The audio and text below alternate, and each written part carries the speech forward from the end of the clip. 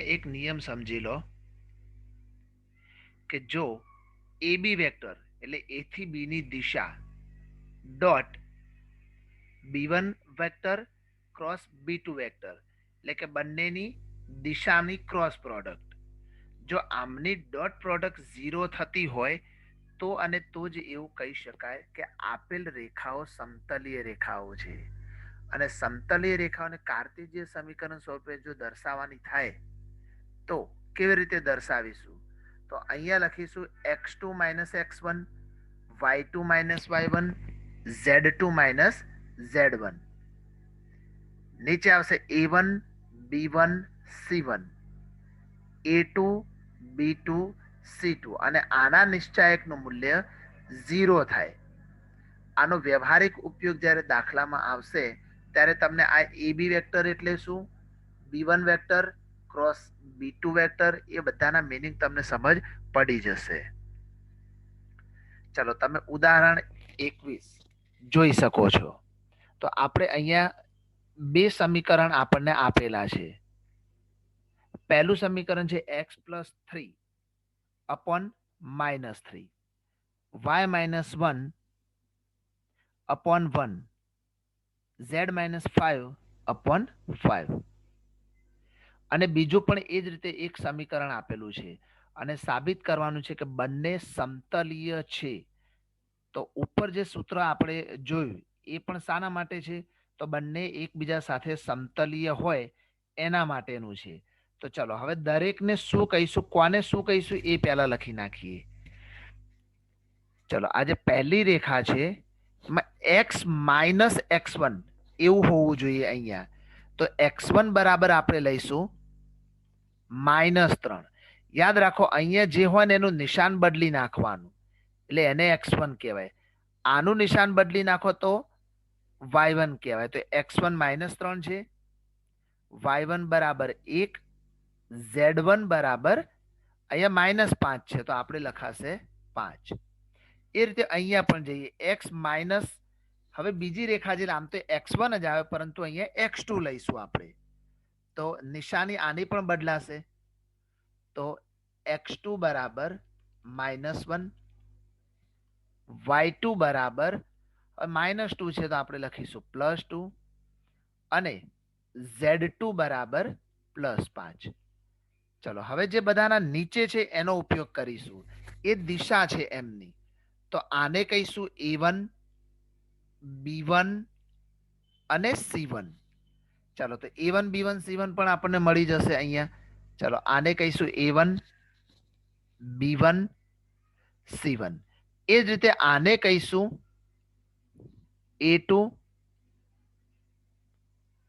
b2 અને c2 ચલો આટલું તો તમને આવડે જ આવડે કોઈ પણ બે રેખાઓના સમીકરણ સોરી બે સમતલના સમીકરણ હોય કે કોઈ રેખાઓ હોય તો એમના જે સમીકરણ આપ્યા હોય એમની ઉપરથી x1 y1 z1 x2 y2 z2 એ રીતે a1 b1 c1 a2 b2 c2 આટલું તમે શોધી શકો હવે આપણે જે ઉપર સૂત્ર તમે જોઈ શકો છો એ જ વસ્તુ આપણે નીચે અહીંયા મૂકી દીધી છે એનો આન્સર 0 આવવો જોઈએ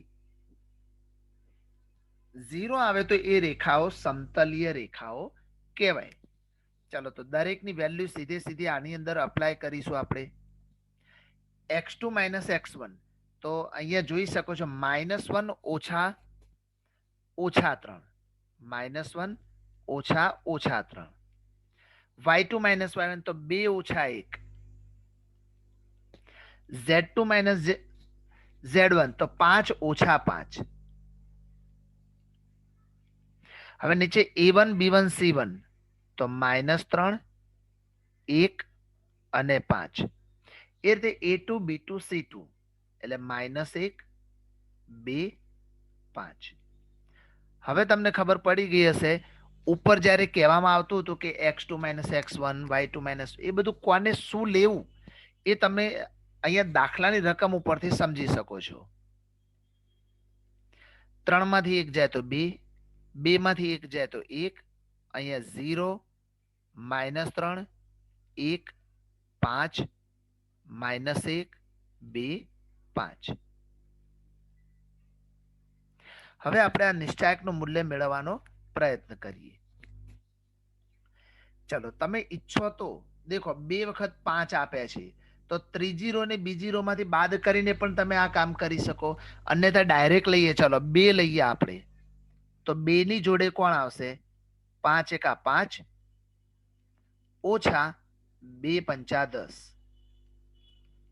પછી વચ્ચે 1 હોય તો આપણે -1 લઈશું અહીંયા, અને એની રો કોલમ કેન્સલ કરીને -3 ગુણ્યા 5 એટલે -15 ઓછા -1 ગુણ્યા 5 એટલે -5, એટલે અહીંયા થઈ જશે +5. હવે છેલ્લે 0 છે. 0 એટલે એ પદ લખવાની કોઈ જરૂર નથી. 5 માંથી 10 જાય તો -5, અને -5 ગુણ્યા 2 એટલે -10 ઓછા -15 માં 5 ઉમેરો તો -10, તો અહીંયા થશે -10. તો ઇક્વલ ટુ આન્સર મળ્યો 0. તેથી રેખાઓ સમતલીય છે. તેથી આપેલી રેખાઓ સમતલીય છે. બસ આ રીતે આપણે આને ગણી શકીશું. હવે અહીંયા જુઓ, તો આપણને એવું કહેવામાં આવેલું છે કે ભાઈ આપેલ બિંદુ Px1 y1 z1 એનો સ્થાન સદિશ એ વેક્ટર છે. કોઈ પણ એક બિંદુ આપેલું છે અને સ્થાન સદિશનો અર્થ તમે જાણો છો કે x1 હોય તો એની પાછળ i કેપ આપી દેવાનો, y1 હોય તો એની પાછળ j કેપ આપવાનો, અને z1 હોય તો એની પાછળ k કેપ આપી દેવાનો. એને આપણે કોઈ બી એક વેક્ટર એવું નામ આપીએ છીએ, અહીંયા એ વેક્ટર નામ આપી દીધું. હવે આપેલ સમતલનું કાર્ટેશિયન સમીકરણ સપોઝ આવું આપેલું હોય, ax by cz equal to d. તો હવે આ જે બિંદુ P છે એ બિંદુ P થી આ સમતલ સુધીનું જે લંબ અંતર છે એ કેવી રીતે શોધી શકાય? તો અહીંયા જોઈ શકાય છે કે સ્થાન સદિશ એ વેક્ટર જે આપણે અહીંયા લખ્યો છે એ જ અહીંયા આપેલો છે. હવે અહીંયા છે n વેક્ટર. n વેક્ટર એટલે શું? તો n વેક્ટર એટલે જે સમતલ આપેલું છે એ સમતલનો અભિલંબ. સમતલનો અભિલંબ તો શું થશે? તો એમના જે સહગુણક છે a b અને c, એમની પાછળ i j k મૂકી દેવાનો. ઓકે, હવે આપણે અંતર શોધવું હોય તો કેવી રીતે શોધીશું? તો એની ફોર્મ્યુલા બહુ સિમ્પલ છે. આગળ રેખાઓ નામના ચેપ્ટરની અંદર પણ આવી જ ફોર્મ્યુલા તમે શીખી ચૂક્યા છો કે mode of ax1 by1 cz1 d upon √a² + b² + c². આનો વ્યવહારિક દાખલાની અંદર ઉપયોગ થશે એટલે આ પણ તમને ઇઝીલી ખબર પડી જશે. ઓકે, તો સૂત્ર બહુ જ સિમ્પલ છે અને ઝડપથી યાદ રહે એવું છે. તો અહીંયા આપણે દાખલા નંબર 24 જોઈ શકીએ છીએ, એક્ઝામ્પલ નંબર 24. એની અંદર આપણને સમતલ આપેલું છે r vector dot 6 i cap -3 j cap +2 k cap equal to 4. એનાથી એક બિંદુ આપેલું છે. જો આ બિંદુ જે આપેલું છે એને આપણે કહીશું એ વેક્ટર. તો 2i cap +5 j cap -3 k cap. તો આ થઈ ગયું એ વેક્ટર. હવે જે સમતલ આપેલું છે એ સમતલનો અભિલંબ અહીંથી પકડીશું આપણે, તો એને કહીશું n વેક્ટર. તો એને કહેવાય 6i cap -3 j cap +2 k cap. આ મળી ગયો આપણને n વેક્ટર. અને અહીંયા જે આપેલું છે એ d કહેવાય. d એટલે ડિસ્ટન્સ.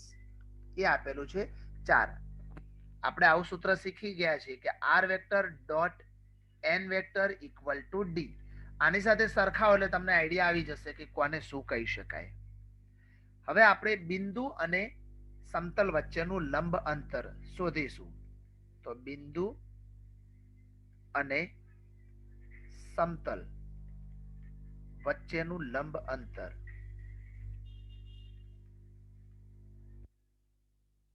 ચલો સૂત્ર પહેલા મૂકી દઈએ આપણે.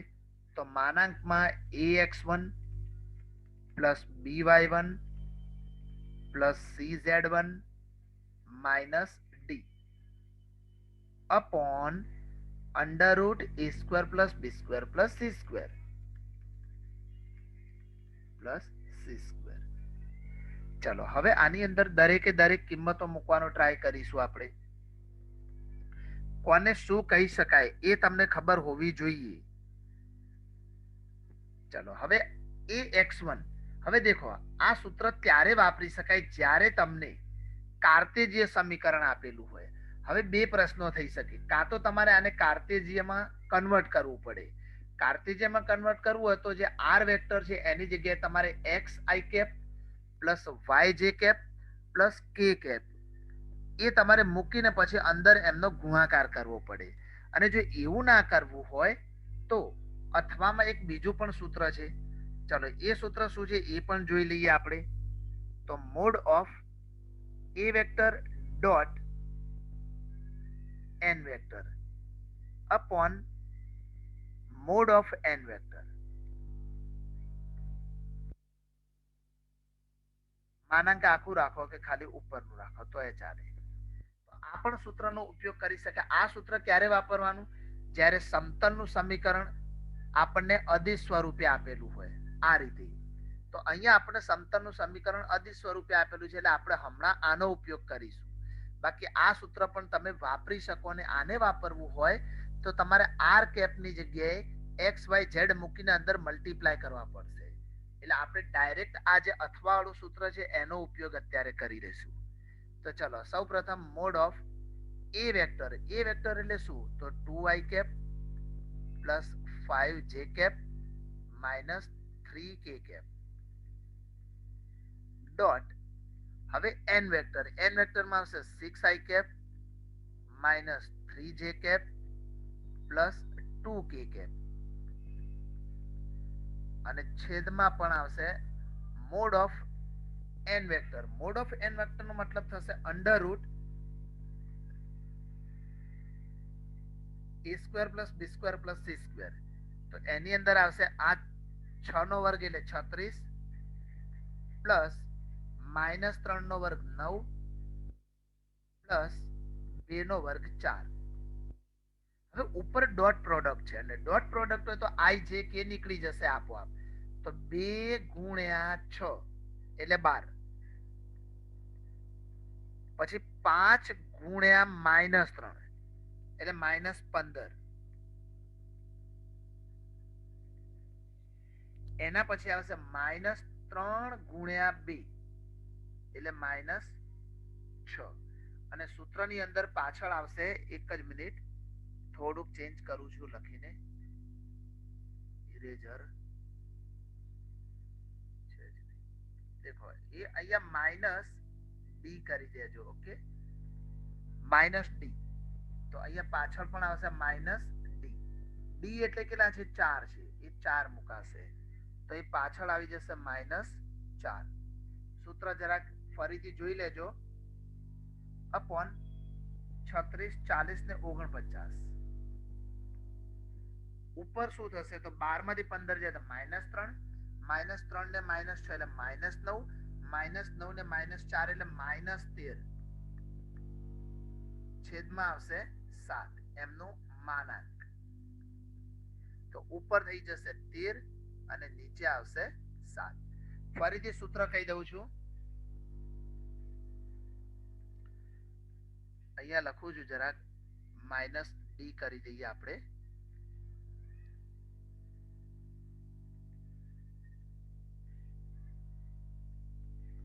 ચલો અહીંયા માઇનસ ડી આવશે એટલે અહીંયા -4 થઈ જશે.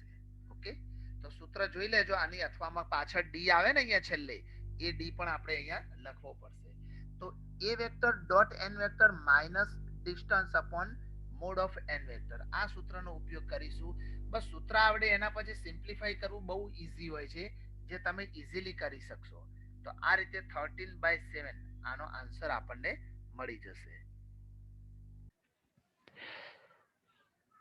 હવે સ્વાધ્યાય 11.3 જોઈએ આપણે. એનો પહેલો દાખલો. નીચેના પૈકી દરેક પ્રશ્નમાં સમતલના અભિલંબની દિક કોસાઇન અને સમતલનું ઉગમ બિંદુથી અંતર મેળવો. સિમ્પલ સવાલ છે. એકવાર ફરીથી યાદ કરશો, આપણે ઉદાહરણમાં શીખી ચૂક્યા છીએ એટલે તમને ઝડપથી આવડી જશે. અહીંયા આપણને એ આપી દીધો છે z બરાબર 2, એટલે એ એટલે કે પહેલો સવાલ આપેલો છે. હવે આને એના પ્રમાણિત સમીકરણમાં લખવો તો શું થઈ જાય?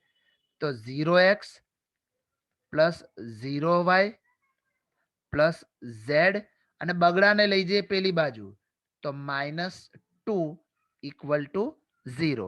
આ થઈ ગયું એનું પ્રમાણિત સમીકરણ. તો આમાં આ 0 એટલે એ, આ બીજો 0 એટલે બી, z નો સહગુણક 1 હોય એને કહીશું આપણે સી, અને અચળ પદ છે આપણું એને આપણે કંઈ કહેવાની જરૂર નથી, આપણે એબીસી ની જરૂર છે. હવે દિક કોસાઇન એટલે L M N, L M N આ એમના દિક કોસાઇન છે. એમાં સૌથી પહેલા એલ ની વાત કરીએ આપણે તો સૂત્ર રહેશે a upon under root a square plus B square plus C square. યાદ રાખી લેજો a એટલે 0. હવે ઉપર 0 હોય તો છેદમાં ગમે તે હોય, છેદમાં ગમે તે હોય તો બી આપણો આન્સર શું થઈ જશે? 0. એ રીતે બીજો દિક કોસાઇન લઈશું એમ. એની શું ફોર્મ્યુલા બનશે? બી upon under root a square plus B square plus C square. આમાં પણ અંશમાં 0, છેદમાં ગમે તે હશે તો બી આન્સર થઈ જશે એનો 0. એન આવશે તો એમાં લખાશે C upon under root a square plus B square plus C square. હવે સી એટલે શું? તો ઝેડ નો સહગુણક 1 upon under root a square એટલે 0, બી સ્ક્વેર એટલે 0 અને સી સ્ક્વેર એટલે 1. તો 1 અપોન 1 થશે એટલે મળશે આપણને 1. તો અહીંયા દિક કોસાઇન મળી ગયા 0 0 1. હવે શોધવાનું છે સમતલનું ઉગમ બિંદુથી અંતર. સમતલનું ઉગમ બિંદુથી અંતર. ચલો તો એના માટે ડાયરેક્ટ લખીએ છીએ. આટલું ડીપમાં લખવા જતો નથી કારણ કે જગ્યાનો અભાવ છે. બાજુમાં બીજો દાખલો ગણી શકાય એમ છે. તો બંને વચ્ચેનું લંબ અંતર, બંને વચ્ચેનું એટલે કે સમતલનું ઉગમ બિંદુથી લંબ અંતર. તો સૂત્ર હમણાં જે લાસ્ટમાં શીખી ગયા હતા એના જેમ જ ax1 plus by1 plus cz1 minus d upon under root a square plus B square plus C square. હવે આની અંદર બધી વેલ્યુ અપ્લાય કરો તો જોઈ શકાય છે કે એ નું મૂલ્ય 0 છે. તમે અહીંયા જોઈ શકો છો એ નું મૂલ્ય. તો એ અહીંયા તમે 0 મૂકેલા આ ભાગ 0 થાય. એ રીતે બી પણ 0 છે.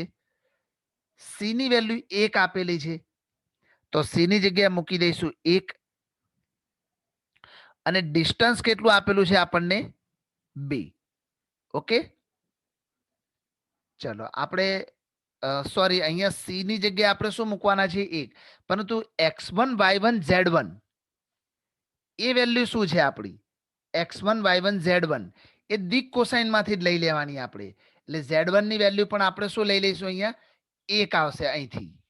તો સી પણ 1 અને z1 પણ સોરી અહીંયા શું છે? z છે ને, z નો સહગુણક 1 છે અને એ 0. એક જ મિનિટ જોઈ લઈએ.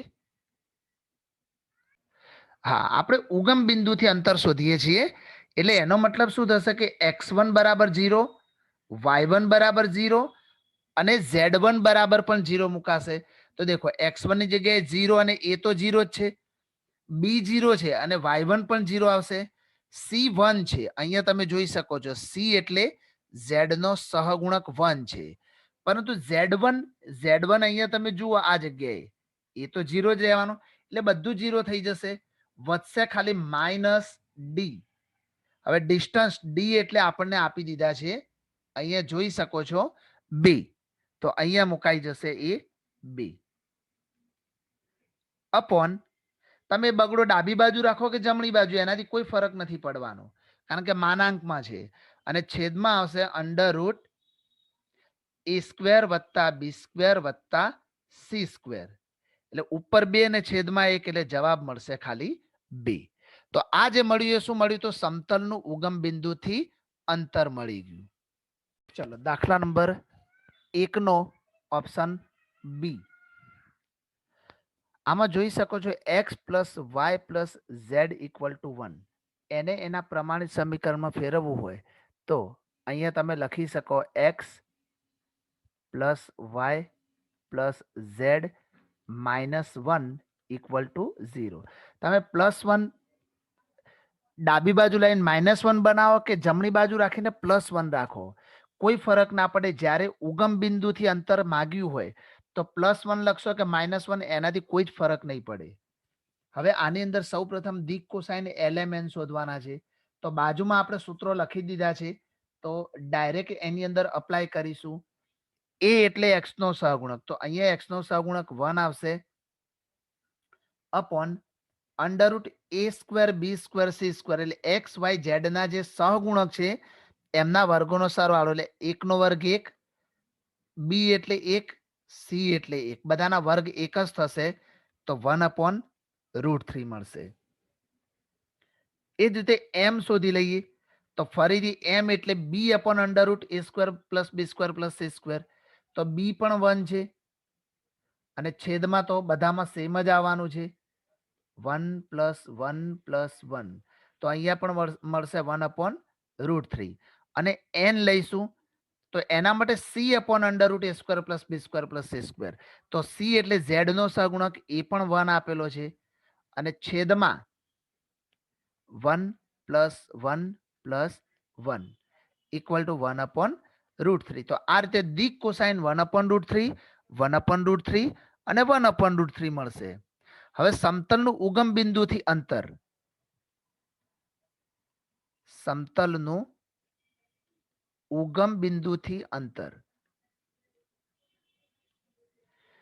ઉગમ બિંદુથી અંતર કીધું હોય તો x1 y1 z1 આમના માટે આપણે લઈ લેવાના 0 0 0 એટલે જે સૂત્ર છે એમાં પહેલા 3 પદો તો ઓલરેડી 0 જ થઈ જશે આટલા એટલે અહીંયા ડાયરેક્ટ મૂકીશું લંબ અંતર mod of D upon under root a square plus B square plus C square direct mod of D કેમ કે આગળ બધું 0 જ થવાનું છે આમે એટલે એ ના લખો તો પણ ચાલે. હવે ડી બરાબર તમે -1 લખો કે 1 લખો એનું માન છે એટલે કોઈ ટેન્શન જેવું રહેશે નહીં તમારે ત્યાં અને છેદમાં a square plus B square plus C square અને એનું વર્ગમૂળ એટલે 1 + 1 + 1 તો એમાં પણ આવશે આપણે 1/√3 તો 1/√3 એ પણ એક લંબ અંતર થશે. સી અહીંયા આપણને બધું ગોઠવેલું જ આપેલું છે તમે ઈચ્છો તો +5 ને ફક્ત આ બાજુ લઈ જઈને -5 કરી શકો છો બાકી બીજું બધું ચાલી શકે એમ છે.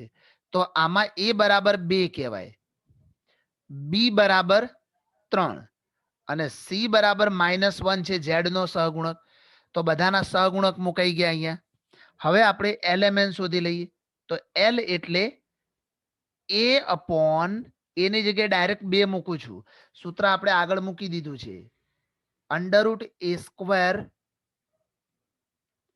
પ્લસ બી સ્ક્વેર પ્લસ સી સ્ક્વેર તો ઉપર રહેશે 2 અને નીચે તમે બધાના વર્ગ કરો તો 9 ને 4 13 13 ને 1 14 તો √14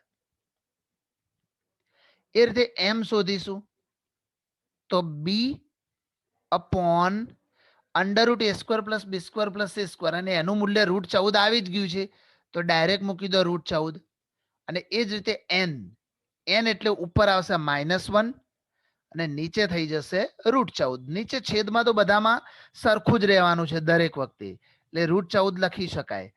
તો સમતલના અભિલંબની દિક કોસાઇન મળી ગઈ 2/√14 3/√14 અને -1/√14 √14 અને હવે સમતલનું ઉગમ બિંદુથી લંબ અંતર, સમતલનું ઉગમ બિંદુથી લંબ અંતર સૂત્ર શીખ્યા એ રીતે mode of D upon √a² + b² + c². આ સૂત્ર દરેક જગ્યાએ નહીં વપરાય. આ સૂત્ર ફક્ત ઉગમ બિંદુથી લંબ અંતર શોધવાનું કીધું હોય ત્યારે વાપરીશું આપણે. તો ડિસ્ટન્સ લઈશું આપણે 5 લો કે -5 લો, બરાબર. ડાબી બાજુ લાવી દો તો -5 કહેવાય. Upon √a² + b² + c². હવે a² b² c² નો સરવાળો આપણે જાણીએ છીએ કે √14 થાય છે દરેક વખતે. તો હું ડાયરેક્ટ મૂકી દઉં છું અહીંયા √14. ઉપર -5 નું માન 5 અને નીચે આવશે √14. તો આ જે મળ્યું 5/√14 એ ઉગમ બિંદુથી સમતલ વચ્ચેનું લંબ અંતર છે. ચલો એવી જ રીતે સવાલ નંબર ડી. આને પણ વ્યવસ્થિત ક્રમમાં ગોઠવીએ એના પ્રમાણે સમીકરણમાં 0x + 5y + 0z + 8 = 0. ચલો આ રીતે એમને આપણે અહીંયા ગોઠવી દીધા છે. હવે LMN શોધી લઈએ. ચલો એક કામ કરીએ, દરેકના છેદમાં √a² + b² + c² તો આવે જ છે. તો એ અહીંયા ગોઠવીને શોધી જ દઈએ પહેલા એકવાર. દરેક વખતે શોધવું ના પડે આપણે. 0 + 25 + 0 એટલે 25 ને 25 નું વર્ગમૂળ 5. તો દરેક વખતે છેદમાં હવે ડાયરેક્ટ મૂકીશું આપણે 5. ચલો L. L એટલે x નો સહગુણક જેને a કહેવાય. તો 0 હવે ડાયરેક્ટ મૂકીશું 5. તો જવાબ 0. પછી m લઈશું તો y નો સહગુણક જેને કહીશું b તો એ 5 આવશે અને અપોન √a² b² c² નો સરવાળો 5 એટલે 1 થઈ જશે. n ઉપર 0 z નો સહગુણક છેદમાં ગમે તે હોય જવાબ થઈ જશે 0. તો આ રીતે દિક કોસાઇન મળી જશે 0 1 0. એ સમતલના અભિલંબની દિક કોસાઇન છે. હવે સમતલનું ઉગમ બિંદુથી લંબ અંતર, સમતલનું ઉગમ બિંદુથી લંબ અંતર. ચલો ફરીથી ફોર્મ્યુલા આખી મૂકવાની જરૂર નથી, પરંતુ હા અહીંયા જરૂર પડશે અને ના મૂકો તો બી કોઈ વાંધો નહીં, કારણ કે ભલે y નો સહગુણક 5 હોય પરંતુ ઉગમ બિંદુ છે, ઉગમ બિંદુ હોય તો direct mod of D upon √a² + b² + c² મૂકી શકાય. તો ડિસ્ટન્સ 8 લો કે -8 લો કોઈ ફરક નહીં પડે, એટલે 8 જ લઈશું આપણે અને છેદમાં આવશે 5 જે આપણે શોધીને તૈયાર કરેલા છે. તો 8/5 આ શું મળી ગયું આપણને? તો સમતલનું ઉગમ બિંદુથી લંબ અંતર. દાખલા નંબર 2. ઉગમ બિંદુથી 7 એકમ અંતરે આવેલા, તો આને કહીશું ડી ડિસ્ટન્સ, જેનો અભિલંબ સદિશ, અભિલંબ સદિશનો અર્થ થશે n vector 3i + 5j - 6k હોય તેવા સમતલનું સદિશ સમીકરણ શોધો. તો પહેલા તો તમને ખબર હોવી જોઈએ કે સમતલનું સદિશ સમીકરણનું સૂત્ર શું છે. તો સમતલનું સદિશ સમીકરણ આનું સૂત્ર રહેશે r vector dot n cap equal to D, જે આપણે આગળ ઉદાહરણમાં પણ આને શીખી ચૂક્યા છીએ. તો સમતલનું સદિશ સમીકરણ તો r vector dot n cap equal to D. હવે n કેપ નો મતલબ શું થશે? તો n vector upon mod of n vector.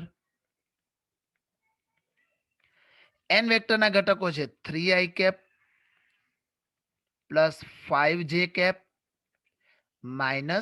6k upon N વેક્ટરનું માન છે, માન એટલે અંડર રૂટ 3 નો વર્ગ વત્તા 5 નો વર્ગ વત્તા -6 નો વર્ગ. ચલો તો છેદમાં શું મળી જશે આપણને? તો 25, 25 ને 9 34, 34 ને 36 70.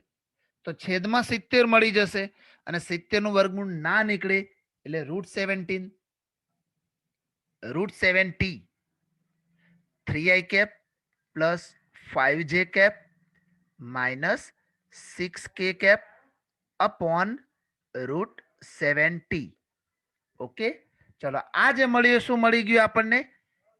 એન કેપ મળ્યું, એન કેપ. હવે આપણે સમતલનું સદિશ સમીકરણ મેળવવાનું છે. તો આર વેક્ટર એટલે શું? આર વેક્ટર એટલે આર વેક્ટર જ રાખવાનું. જો તમે આર વેક્ટરની વેલ્યુ એક્સ આઈ કેપ પ્લસ વાય જે કેપ પ્લસ કે કેપ મૂકી દો તો સદિશ સમીકરણ ક્યાંથી મળે આપણને? એ તો કાર્ટેજીય સમીકરણ થઈ જાય. એટલે R vector as it is રહેશે. હવે એન કેપ ની વેલ્યુ જે આપણે શોધી એ મૂકીશું. તો 3i cap plus 5j cap minus 6k cap upon √70 equal to D. હવે ડી આપણને કઈ દીધેલો છે અહીંયા? 7 એકમ. તો ઇક્વલ ટુ 7. બસ આટલું જ કરવાનું. હવે આને કઈ સિમ્પ્લિફાઈ કરવાની જરૂર નથી. તો આ જે મળ્યું એ સમતલનું સદિશ સમીકરણ છે. ચલો દાખલા નંબર 3. નીચેના પૈકી પ્રત્યેક સમતલનું કાર્ટેજીય સમીકરણ શોધો. હવે હમણાં જ આપણે શીખ્યા અને મેં આગળના દાખલામાં વાત કરી કે આર વેક્ટરની વેલ્યુ તમે X Y Z I cap J cap K cap apply કરો તો આપોઆપ જે સદિશ સમીકરણ છે એ કાર્ટેજીય સમીકરણમાં કન્વર્ટ થઈ જશે. તો આપણે અહીંયા એ જ કામ કરવાના છીએ. તો આર વેક્ટર છે એની જગ્યાએ એક્સ આઈ કેપ પ્લસ વાય જે કેપ પ્લસ ઝેડ કે કેપ અપ્લાય કરી દઈશું અને પછી દાખલો ગણવાનો ટ્રાય કરીશું. તો લખીએ ચાલો કાર્ટેજીય સમીકરણ.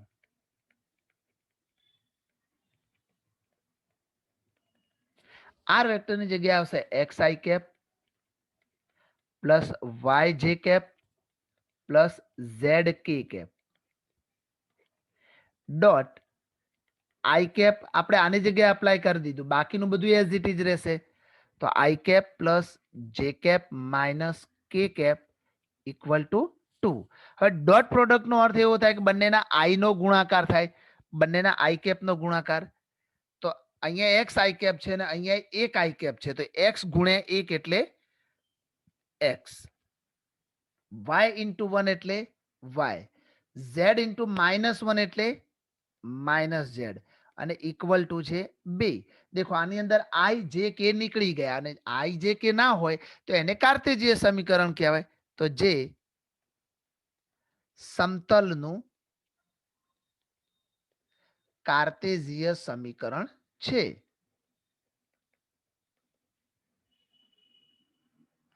ચલો એના પછી બી જોઈ લઈએ. સેમ ટુ સેમ કામ કરવાનું છે. હમણાં જે કામ કર્યું એવું ને એવું કામ અહીંયા કરીશું. તો ચલો અહીંયા લખીશું કાર્ટેજીય સમીકરણ.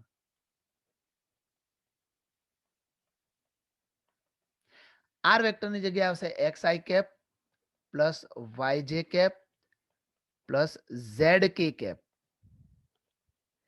Dot 2i cap plus 3j cap minus 4k cap equal to 1. હવે અંદર આપણે ગુણાકાર કરી લઈશું. આઈ કેપ નો ગુણાકાર 2x, Y cap sorry J cap ના ગુણાકાર 3y minus 4z equal to 1 જે કાર્ટેજીય સમીકરણ છે. બસ શું કરવાનું એ તમને ખબર હોય તો દાખલા બધા સિમ્પલ છે. એ જ રીતે સી જોઈ લઈએ આપણે.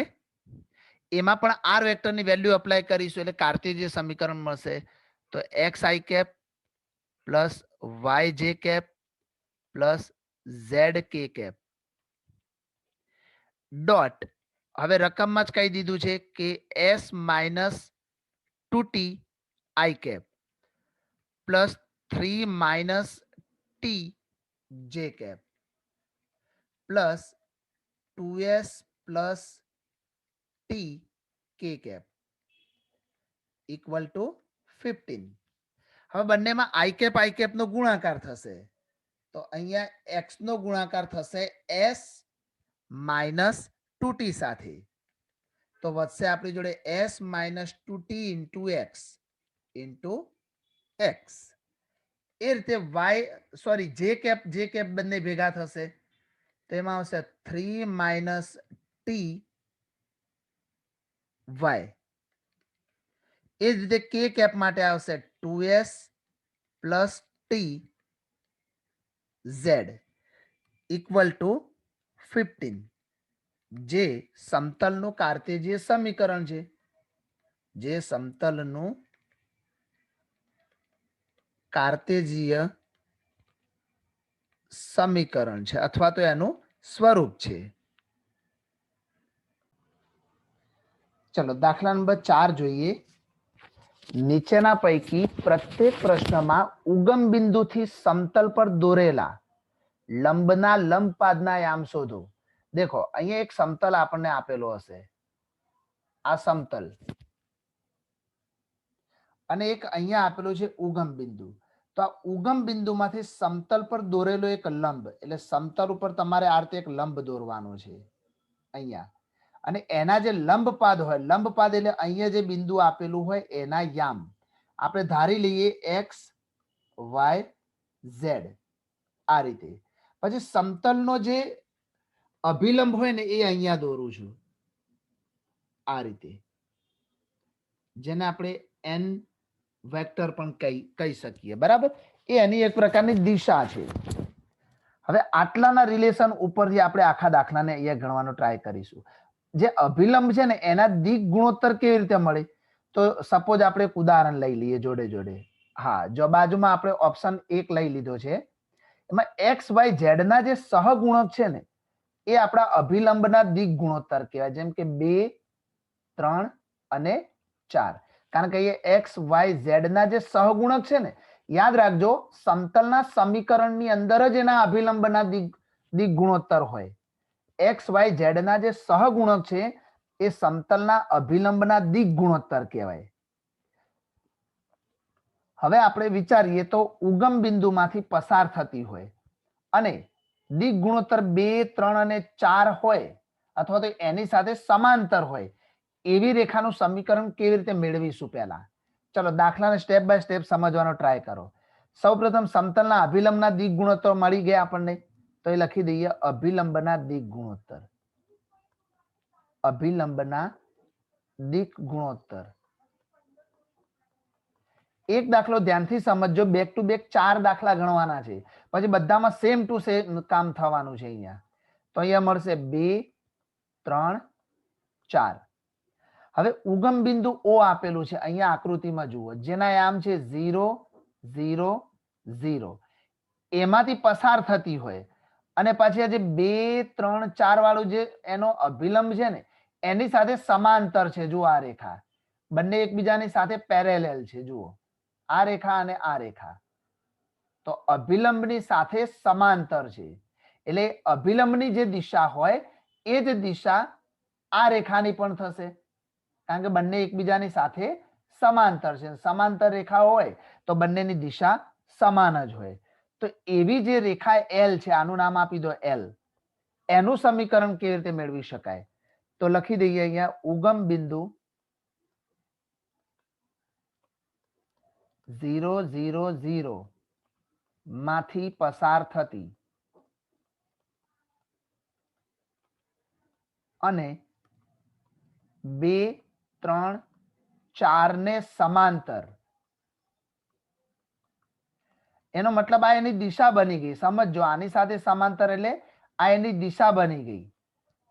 સમાંતર રેખાનું સમીકરણ. હવે સૂત્ર આપણે જાણીએ છીએ કે x minus x1 upon a y minus y1 upon b z minus z1 upon c. હવે આ જે 0 0 છે એ બધા x1 y1 z1 છે અને જે દિશા છે એને કહેવાય a b c. તો એમને આની અંદર ગોઠવી દઈએ આપણે તો મળી જશે x માઇનસ x1. x1 ની વેલ્યુ 0 છે એટલે ઉપર આવશે ફક્ત x અને છેદમાં a નું મૂલ્ય 2 આપેલું છે. પછી y માઇનસ 0 લખતા નથી અપોન 3 અને z અપોન 4 આટલું મળી ગયું. હવે આના માટે આપણે કોઈ બી એક કિંમત અચળ ધારી લઈએ, બરાબર, k ધારો. તો આપણે જોઈ શકીએ છીએ કે x નું મૂલ્ય શું મળશે આમાંથી, તો x અપોન 2 બરાબર k લઈએ તો x બરાબર 2k, x બરાબર 2k, y બરાબર 3k, z બરાબર 4k. આ રીતે મળે. હવે એક્સ વાય ઝેડ છે શું, તો અહીંયા આકૃતિમાં જુઓ, એક્સ વાય ઝેડ એ લંબપાદ છે અને લંબપાદ એટલે સમતલ ઉપર આવેલું એક બિંદુ કહેવાય. હવે સમતલ ઉપર જો એ બિંદુ આવેલું હોય તો સમતલના સમીકરણનું સમાધાન કરે, આ આપણે જાણીએ છીએ. આપણે અત્યારે હાલ શું શોધ્યું, તો એક્સ વાય ઝેડ ના આમ શોધ્યા, પરંતુ એમાં કે નડે છે આપણને. જો કે નડતો ના હોત તો એક્સ વાય ઝેડ ના આમ જ આપણે શોધવાના હતા, પરંતુ અહીંયા જે કે છે એને હટાવવો પડશે આપણે. તો ચાલો એના માટે આપણે થોડીક આગળની પ્રોસેસ કરી લઈએ. હવે એક્સ વાય ઝેડ એ સમતલ પરનું બિંદુ છે.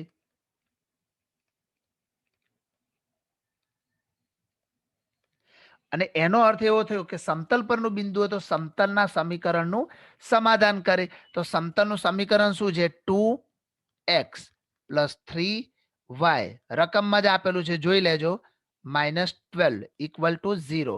હવે એક્સ વાય ઝેડ ની કિંમત બદલો. x એટલે 2k +3, y એટલે 3k, 4, z એટલે 4k, -12 = 0. 2 દુ 4k, અહીંયા 9k, 16k = 12. 12 ને આપણે લઈ ગયા પેલી બાજુ. 9 ને 4 13, 13 ને 6 19 ને 10 29. તો અહીંયા મળશે 29k = 12. તો k નો મતલબ આપણને મળી ગયા 12/29. આપણે શોધવાનું શું છે, તો લંબપાદ. એ લંબપાદ માટે આપણે એક્સ વાય ઝેડ ધારેલા છે, સમજી લેજો. આ છે આપણો લંબપાદ અને એના બિંદુના યામ ધાર્યા છે એક્સ વાય ઝેડ. તો માટે લંબપાદના યામ એક્સ વાય ઝેડ, એમાં એક્સ એટલે શું, ચલો એક્સ વાય ઝેડ = એક્સ એટલે તમે અહીંયા જોઈ શકો છો કે 2k, પરંતુ કે એટલે શું છે એ લખી દઈએ અહીંયા. તો 2 × 12/29. તો મળશે આપણને 24/29. આ આપણને એક્સ મળી ગયો. એ રીતે વાય એટલે 3k, તો એમાં મૂકી દઈએ કે ની વેલ્યુ, તો 12 × 36/29. અને ઝેડ 4k છે તો ઝેડ બરાબર 12 × 48/29. તો અહીંયા મળશે 48/29. તો આ રીતે આપણને લંબપાદ મળશે. ફરીથી એકવાર ધ્યાનથી જુઓ, દાખલાને સમજો, કારણ કે બેક ટુ બેક આવા 3 દાખલા આના પછી પણ આવશે. સૌપ્રથમ દિક ગુણોત્તર લખી દેવાનો છે. દિક ગુણોત્તર કેવી રીતે લખી શકાય, તો અભિલંબનો દિક ગુણોત્તર એટલે તમને જે સમતલનું સમીકરણ આપેલું છે એમાંથી એક્સ વાય ઝેડ ના સહગુણક.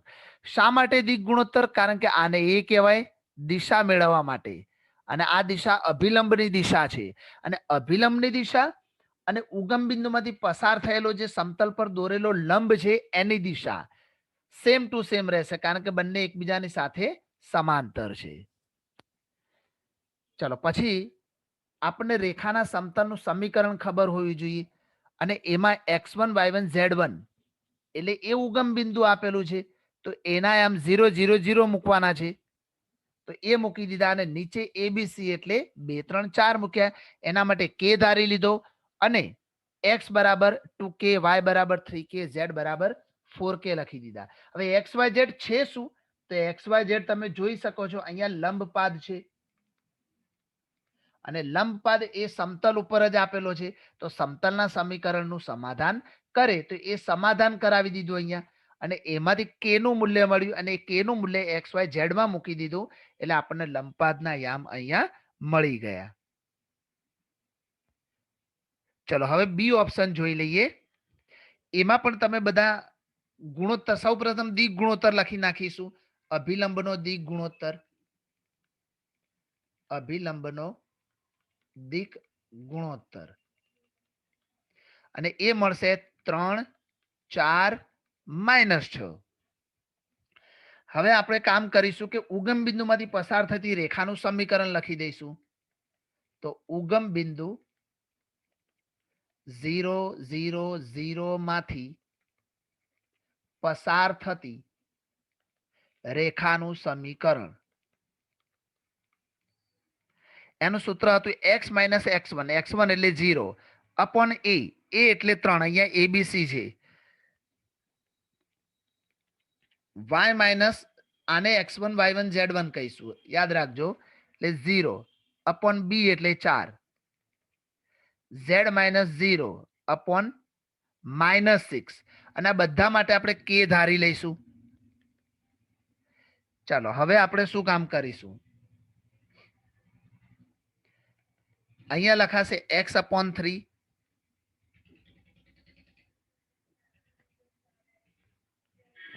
ઇક્વલ ટુ હવે આવશે y upon 4 equal to z upon -6 and equal to મુકાશે અહીંયા કે સોરી એક નાની મિસ્ટેક છે. એ 3y 4z આપેલા છે એટલે x આપેલો જ નથી એટલે આપણે થોડુંક ચેન્જ કરી લઈશું આને. ચલો દાખલા નંબર એનો બી ઓપ્શન જોઈએ. આમાં જુઓ 3y + 4z - 6 = 0 છે. તો પ્રમાણિત સમીકરણ 0x + 3y + 4z - 6 = 0 થશે. તો આપણે સૌપ્રથમ અભિલંબના દિક ગુણોત્તર લખી દઈશું. તો અભિલંબનો દિક ગુણોત્તર, એકચ્યુઅલમાં અભિલંબનો દિક ગુણોત્તર એટલે અભિલંબની દિશા જ બની જાય. તો 0 3 4 એટલે કે x y z ના સહગુણક કહેવાશે. અને બીજું લખવાનું છે આપણે કે ઉગમ બિંદુમાંથી પસાર થતી રેખાનું સમીકરણ. દેખો આ બધા a b c છે, સમજી લેજો. ઉગમ બિંદુમાંથી ઉગમ બિંદુ નામ છે 0 0 0 માંથી પસાર થતી રેખાનું સમીકરણ. હવે એનું સૂત્ર આપણે જાણીએ છીએ કે x - x1, આ x1 y1 z1. તો x - 0 અપોન a એટલે 0. યાદ રાખજો અહીંયા x અપોન 0 કોઈ અવ્યાખ્યાયિત નથી. ઓકે, ભૂલથી એવું ના સમજતા અહીંયા આના માટે. તો y - y1 upon b, z - z1 upon c અને આમના માટે k ધારી લઈશું. આગળના દાખલાની પેટર્ન યાદ રાખજો. ઉપર અહીંયા x છે અને નીચે છે 0 એટલે x છેદમાં 0 y છેદમાં 3 z છેદમાં 4 બરાબર k. તો x ને કરતા બનાવો તો x 0 ગુણ્યા k એટલે 0, y બરાબર 3k અને z બરાબર 4k. તમારે k માં લાવો તો 0k લખવું હોય તો લખી શકાય, બરાબર. પણ આપણને એવી સમજ પડી જાય છે. તો આ જે xyz છે એ એકચ્યુઅલમાં શું છે? લંબપાદના યામ છે. આપણે આગળ જોયું હતું કે લંબપાદ જ xyz છે અને લંબપાદનો મતલબ કે એ જે લંબપાદ આપેલો હોય એ સમતલના સમીકરણમાં જ હોય, એટલે સમતલ ઉપર જ હોય. હવે સમતલ ઉપર એનો લંબપાદ હોય તો સમતલના સમીકરણનું સમાધાન પણ એ કરતો જ હોય. તો એ નિયમ અનુસાર આપણે સમતલના સમીકરણનું સમાધાન કરાવી દઈશું. તો લંબપાદ સમતલ પર છે માટે એનું સમાધાન કરે. સમાધાન એટલે રકમની અંદર જઈએ તો એની અંદર અપ્લાય કરવાનું છે. તો 0 0x + 3y plus 4z minus 6 equal to 0. હવે x એટલે શું છે? તો આમાં x એટલે 0 જ છે, y એટલે 3k અને z એટલે 4k ઇક્વલ ટુ 6. 3 તરી 9k 16k ઇક્વલ ટુ 6 છે. સોરી, અહીંયા આ 6 છે, માઇનસ 6 ને પેલી બાજુ લઈ ગયા છીએ એટલે પ્લસ 6. તો 16 ને 9 25 અને 25 પેલી બાજુ જાય તો k બરાબર 6/25. તો આપણને k નું મૂલ્ય મળી ગયું. હવે આપણે x y z ના યામ આપણે શોધવાના છે. તો લંબ પાદના યામ x y z બરાબર, હવે આની અંદર x માં તો કઈ મૂકવાનું જ નથી એટલે એ તો 0 જ રહેશે. y બરાબર 3k, તો એની અંદર અપ્લાય કરીએ તો y બરાબર 3, k નું મૂલ્ય 6/25. તો 6 તરી 18 ના છેદમાં 25. પછી z બરાબર 4k, તો 4 into 6/25, તો અહીંયા આવશે 24/25. ચલો આમને ગોઠવી દઈએ તો 0, 18/25 અને 24/25 જે લંબ પાદના યામ છે.